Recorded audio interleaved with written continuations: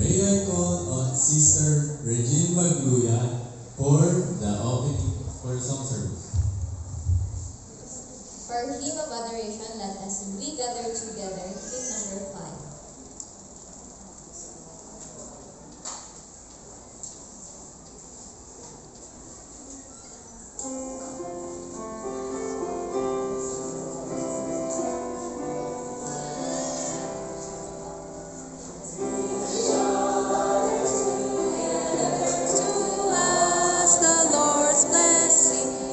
Jesus and Jesus is will to make known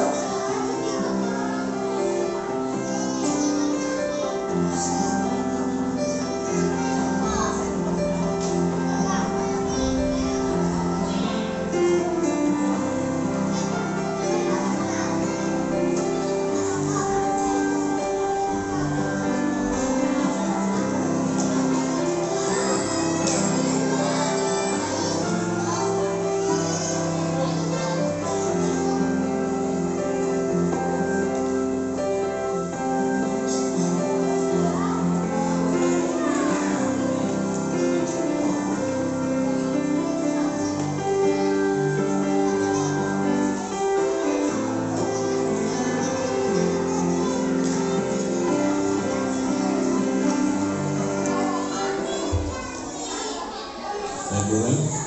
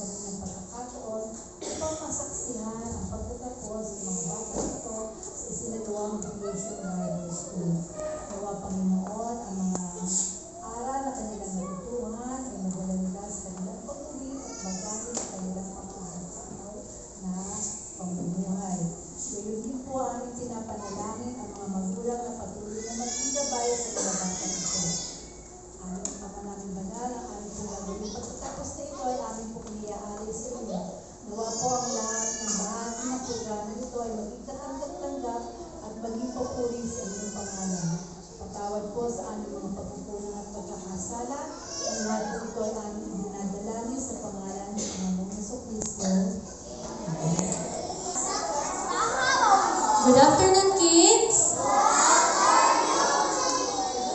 Shalom! Ayan. So magandang hapon po sa ating lahat and welcome sa ating Vacation Bible School Heroes Graduation. So sa inyo pong harap ay nakaupo ang ating mga bata, ang ating mga graduates ng ating Vacation Bible School na isinagawa ng isang buong linggo from Sunday to Thursday. So, ngayon mga bata, kilala niyo pa ba ako? Sige nga, ano pangalan ko? Okay, katulad ng dati natin ginagawa, nawawala yung basket ni Teacher Jelay. Asan kaya yung basket ni Teacher Jelay? Pakiangat yung basket? Ayun.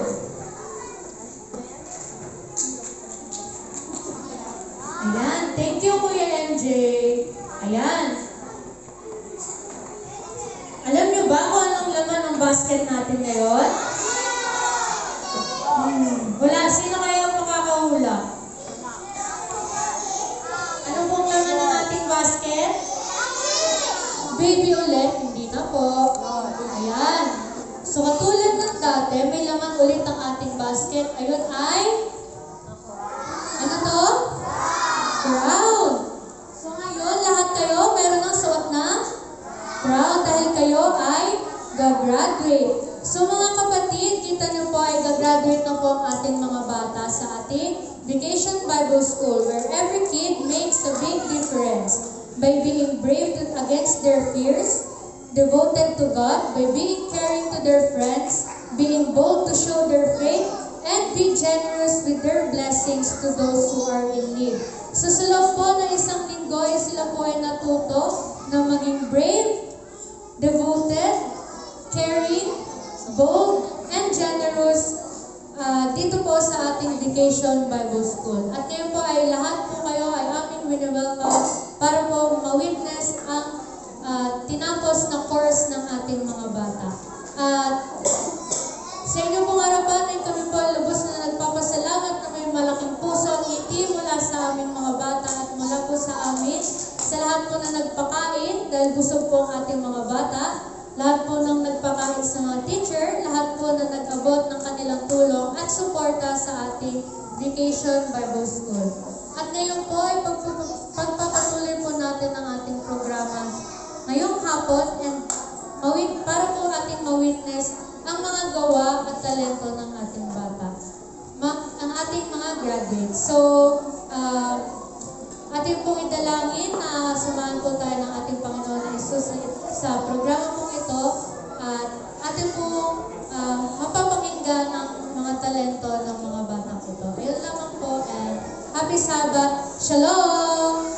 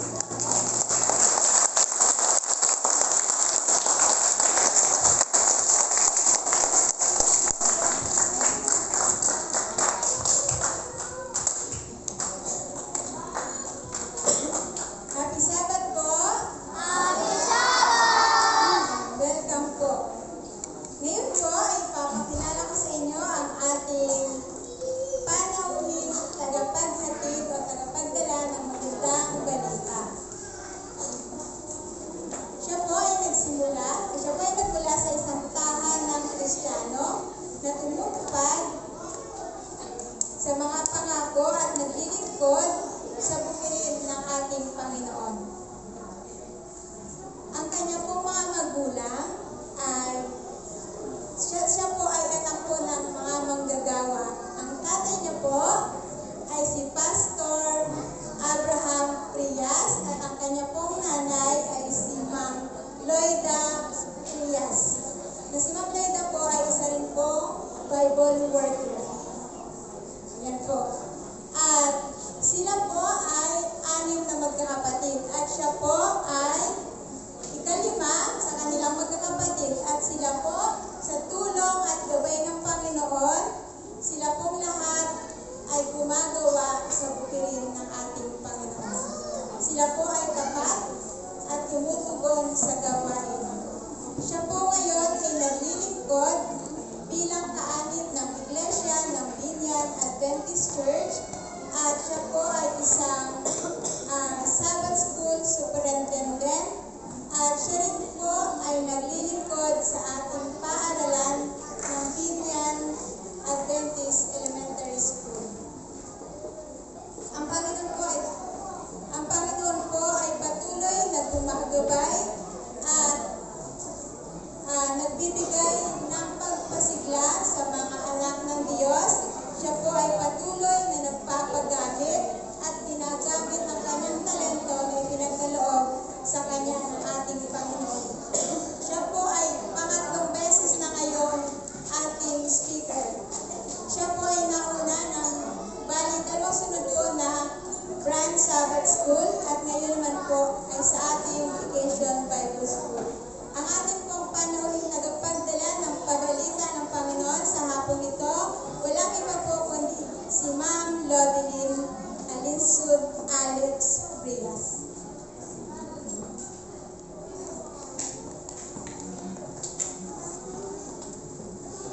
Magandang hapon sa inyo, mga mag-aaral ng BBX. Magandang hapon po. Ako ay nagagalak, hindi lang nagagalak, subalit natutuwa sapagkat muling nakarating o nakabalik dito sa church ng Tagapo. Maraming salamat sa napaka-warm na introduction ni Sister Rina. Mahirap pong tanggahan si Rina, ayan po. Kaya po, naririto po ang inyong lingkod. At gayon din ay akin pong kinocongratulate ang leadership ng iglesia nito sapagkat kayo po ay nagsagawa ng isang napapanahon. Ito po ay talagang kahit noon pa, nung ako po ay maliit pa at kayo rin ay maliit pa, ano po, kayo po ay nakaka-attend ng Vacation Bible School. Ang tawag po noon ay Vacation Bible School.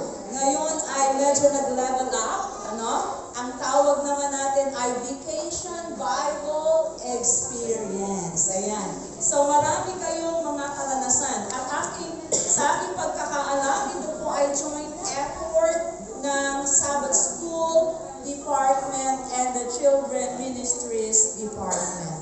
Kaya atin pong pinupuri ang Panginoon sapagkat tunay na buhay po ang iglesia ng Tagapo. Mga bata, kamusta ang inyong BBX? Masaya. Thumbs up nga kung masaya. Okay. Lahat ba ay nag-enjoy? Another thumbs up. Okay. So, masayang masaya. Marami ba kayong natutunan? Pwede mag-thumbs up ulit? Yes. Okay. Maraming natutunan. So, ang tanong ko sa inyo ngayong hapon, pwede ba nating dagdagan ang inyong natutunan? Payag kayo? Ayan. Mas maganda na yung nagkakaintindihan tayo, no? So, ang aking pakiusap, kayo ay makikinig ng mataintin. Okay. So, gusto kong magpakita sa inyo, hindi ko alam kung familiar kayo sa larawang aking ipapakita. Sige nga, i-check ko.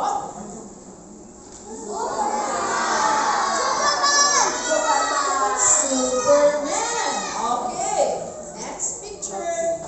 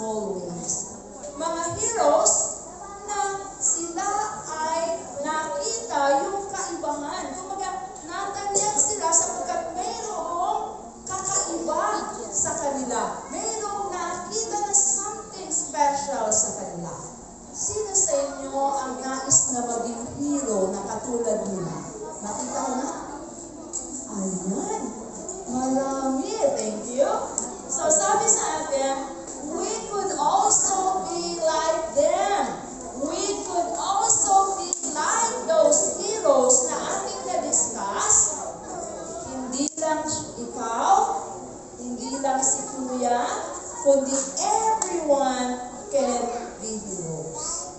Since we had fun, alam ko, sabi nyo kanina, nag-enjoy kayo sa inyong pag-aaral ng Heroes of the Bible.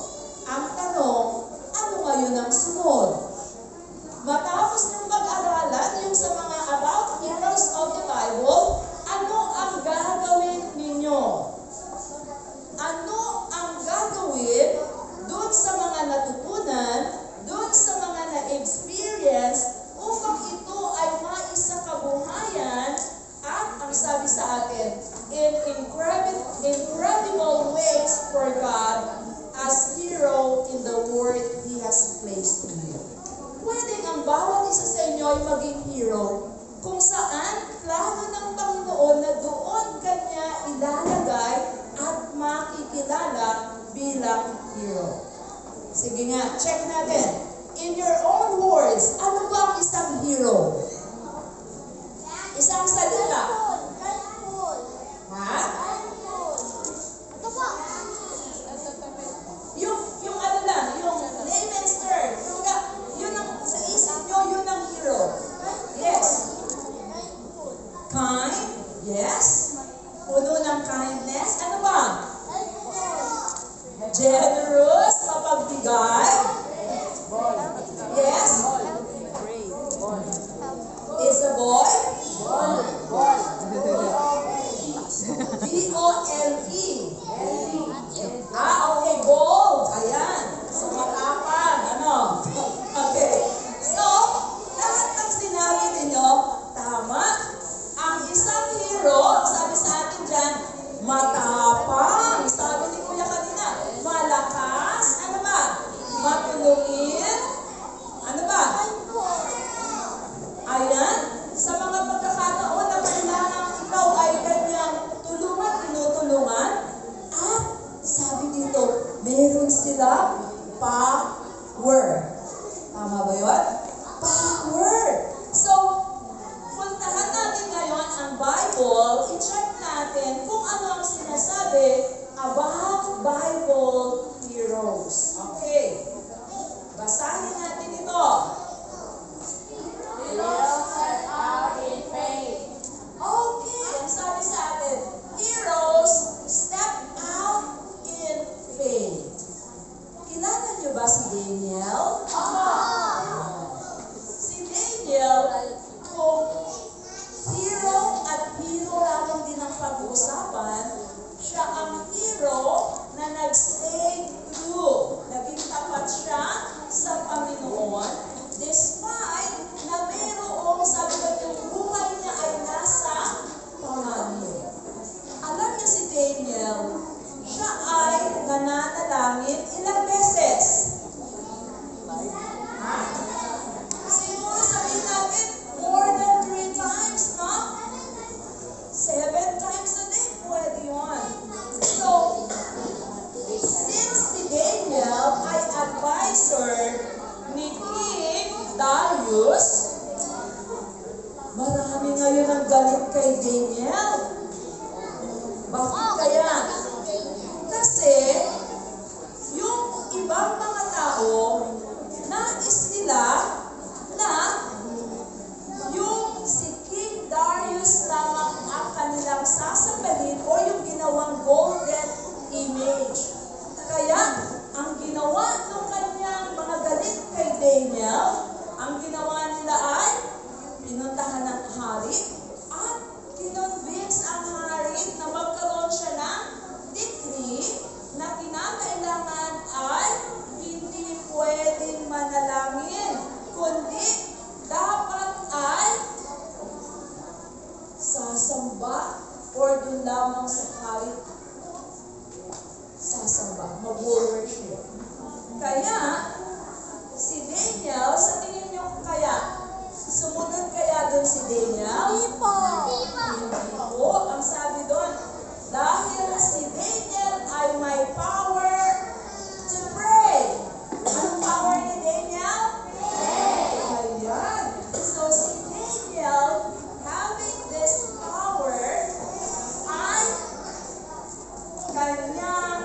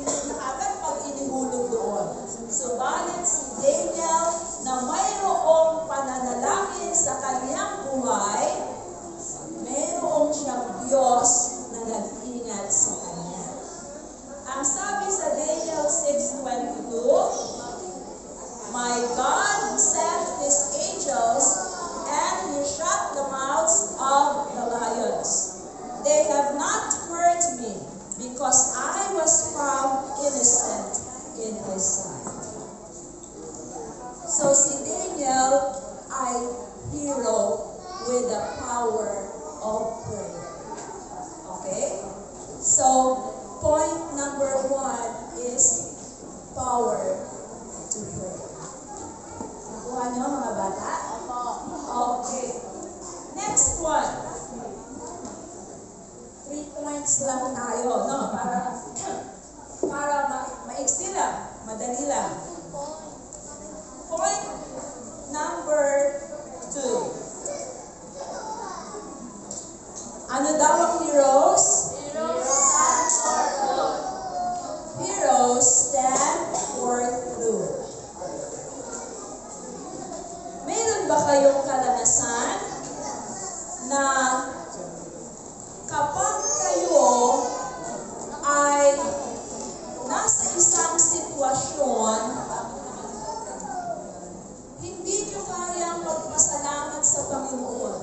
Hindi nyo kayang mag-pray sa Kanya. Kumbaga, parang galit na galit kayo kasi, Lord, bakit ako ninyo pinapa-experience na sabihin natin, wala kayong food na makakain. Or sabihin natin, wala kayong pera para ipamasahe. Okay? Or, wala kayong food na pwede niyong i-share sa inyong friend. So, sa Bible, meron tayong characters na bagamat sila ay napapunta sa bilangguan, sa prison cell, sila ay patuloy na nag-pray sa Panginoon. Okay? So, ang power number 2 is power to praise. Okay. Alam nyo, magagawa lang pala natin mag-pray sa Panginoon once we study His words. No? Yung mga memory verses na inyong pinag-aralan, yung mga stories na inyong napakinggan, yung inyong pananalangin, lahat ng iyon ay magdadala sa inyo into an experience to praise God. Okay? Power to experience the blessings of God. So, si Paul and Barnabas, sabi sa atin doon, ang praise can change us. Praise can change others. Okay? Sapagkat, the more na tayo ay nagpapasalamat sa Panginoon, the more na nagiging malapit tayo sa Kanya. Tama? Mali? Okay. So, pwede rin, ang sabi doon, kapag tayo ay mayroong magandang relasyon sa Panginoon, we keep on studying His words, singing songs for Him, naririnig yun ng ating mga kapitbahay. So, pwede, pag-awit nyo ng Jesus loves the little children, marinig yun ng kapitbahay nila, mahal pala ng Diyos ang mga bata. Okay? Or pwedeng pagkanta nyo ng, ano ba kanta? I just keep trusting, my Lord. Diba? So, pwedeng sa inyong pag-awit, sa inyong mga pagsasalita, ay pwedeng yung ibang tao ay malaman nila ang tungkol sa Panginoon and they could also praise the Lord. Okay. So, ano yung power number 1 natin? Power to pray. Ang power number 2 natin is power to praise. And the last power that we can have to be a hero is proclaim. Okay? Ang heroes sa Bible can take action. Okay? May action ka agad. Ibig sabihin, pag nalaman, okay, punta ka agad, tulong ka agad. Kilala nyo yung little maid, yung girl, okay? Yung little maid, siya ay, di ba, binihag. Pagka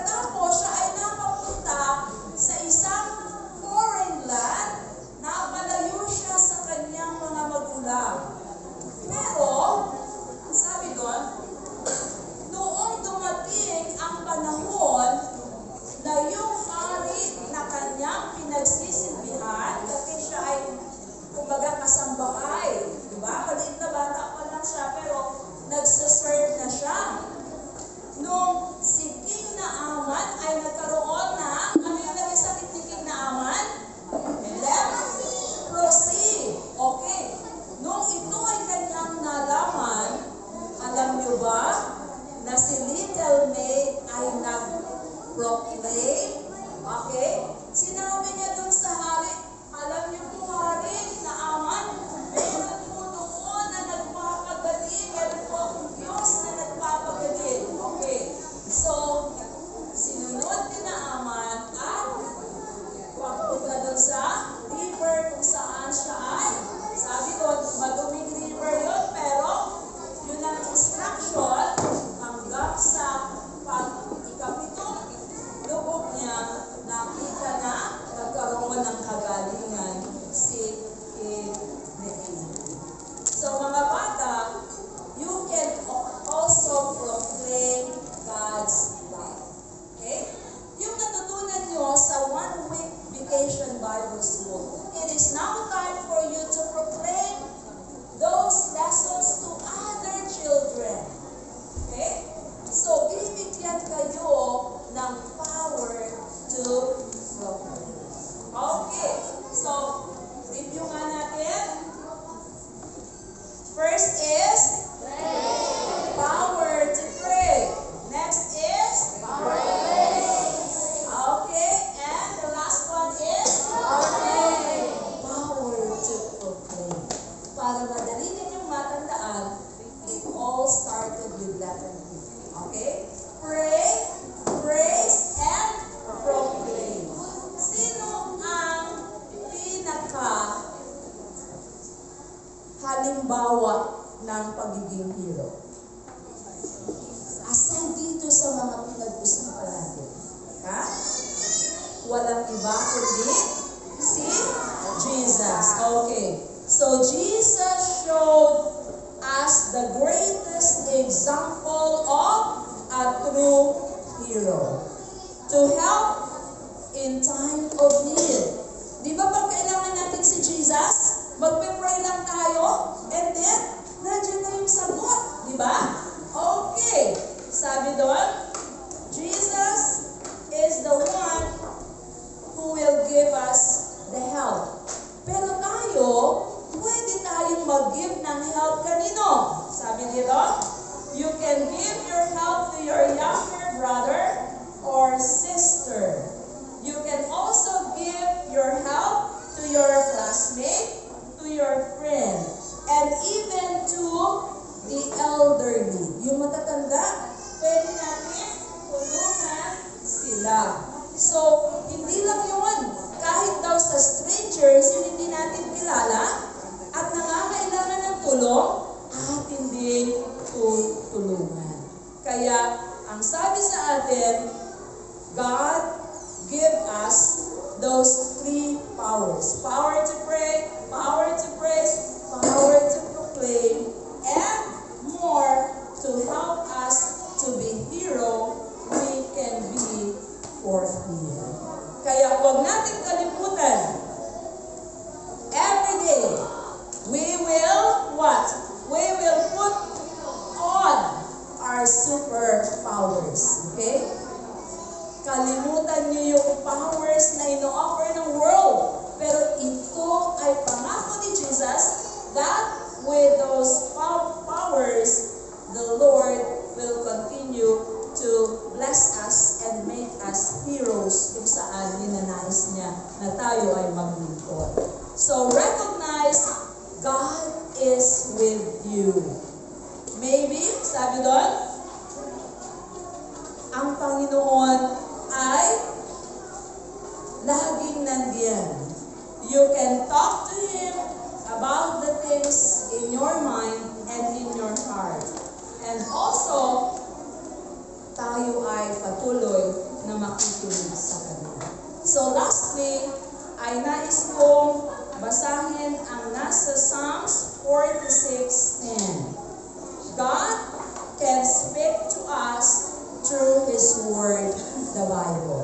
So, yung lahat na pinag-aralan natin a while ago, yung mga powers na yun, lahat yun ay nasusulat, makikita, masusuntungan natin sa Bible. And this verse, ang sabi sa atin, be still, know that He is God. Okay? So, kung nais man natin maging heroes. No?